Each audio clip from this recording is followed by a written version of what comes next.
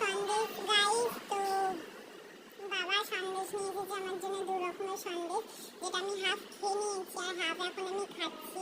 সে তোমাদেরকে বলবো এটা কিরকম খেতে। তো আমি আজকে মুড়ি তরকারি খেয়ে এসেছিলাম মামার বাড়ি থেকে, তো আমি কিছু রাত্রে খাবো না বলে তাই আমার বাবা আমার জন্য সন্দেশ নিয়ে এসেছে, খেয়ে জানাচ্ছি।